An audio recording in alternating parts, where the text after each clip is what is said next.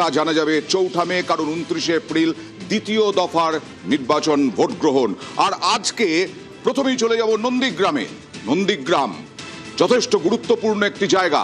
শুভেন্দু অধিকারী ঘনিষ্ঠ এক সময়ের পবিত্র কর, তিনি তৃণমূল প্রার্থী, আর শুভেন্দু অধিকারী নিজে নন্দীগ্রামের প্রার্থী, আবার ভবানীপুরেও প্রার্থী। সরাসরি চলে যাব প্রতিনিধি সুজিতের কাছে।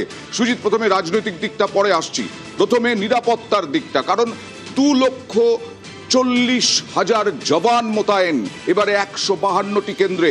এই নন্দীগ্রামে কিরকম লাইন? দ্বিতীয় হচ্ছে এই যে 100 মিটারের মধ্যে চক দিয়ে দাগ দিয়ে দেওয়া হবে, কেউ ঢুকতে পারবেন না, এইটা কি চলছে? কিরকম নিরাপত্তা? নিরাপত্তা যথেষ্টই কড়াকড়ি। 16টি বিধানসভা কেন্দ্র পূর্ব মেদিনীপুরের, যেখানে অতি স্পর্শকাতর বা স্পর্শকাতর সেই যে বুথের সংখ্যাটা কিন্তু নন্দীগ্রামে চিহ্নিত করা হয়েছে সবথেকে বেশি। নন্দীগ্রাম একেবারে হটস্পট, সেখানে নিরাপত্তা ব্যবস্থা রীতিমতো জোরদার করা হয়েছে। আমি এখানে সংবাদ মাধ্যমের কর্মীদের ভিড় দেখছি, কেন? এই বুথে কি চলছে রে সুজিত?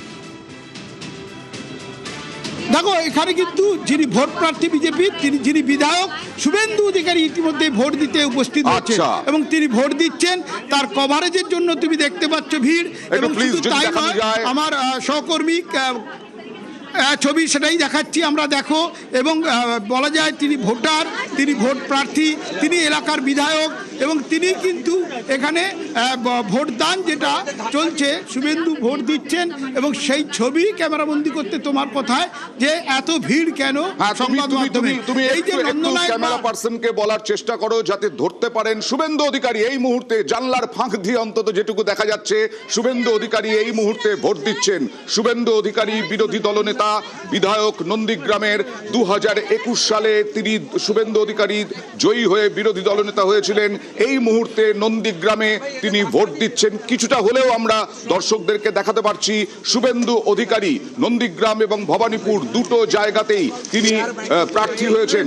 প্রথম দফায় শুভেন্দু অধিকারী এই নন্দীগ্রামে এই মুহূর্তে ভোট দিচ্ছেন। ভোটদানে শুভেন্দু অধিকারী, শুভেন্দু অধিকারীর উল্টো দিকে পবিত্র কর এক সময়ের শুভেন্দু অধিকারী ঘনিষ্ঠ সেই পবিত্র কর কিছুদিন আগেই তৃণমূলে জয়েন করেছেন এবং তারপরেই তৃণমূলের প্রার্থী শুভেন্দু অধিকারী ভোট দিলেন। আমরা দেখালাম আপনাদেরকে, শুভেন্দু অধিকারী ভোট দিলেন। সুজিত, কি অবস্থা? 21-এর সঙ্গে 26-এর বিধানসভা নির্বাচনের পার্থক্যটা কি? দেখো, পার্থক্য এটাই, সেটা ছিল মমতা বন্দ্যোপাধ্যায় বনাম শুভেন্দু অধিকারী। আজকে যেটা হচ্ছে শুভেন্দু অধিকারী বনাম পবিত্র। আসলে 21-এর থেকে একটু পার্থক্য আছে, কারণ ভবানীপুরে যে আজ তুমি পাচ্ছ বা আমরা পাচ্ছি, সেই লড়াইটা ছিল 21-এ নন্দীগ্রামে। এই যে নন্দনায়ক বার, যেখানে তার অফিস থেকে একবারে ঢিমছোড়া দূরত্বে, এবং সেখানেই 79 নম্বর বুথে তিনি ভোট দিলেন এবং ভোট দিচ্ছেন হাসি মুখে। এবং তার প্রথম দফায় নন্দীগ্রাম তার একটি কেন্দ্র, তিনি সেখানে ভোটার, তিনি সেখানে ভোট প্রার্থী, সেখানে তিনি বিধায়ক, সেই নন্দীগ্রামে তিনি ভোট দিলেন।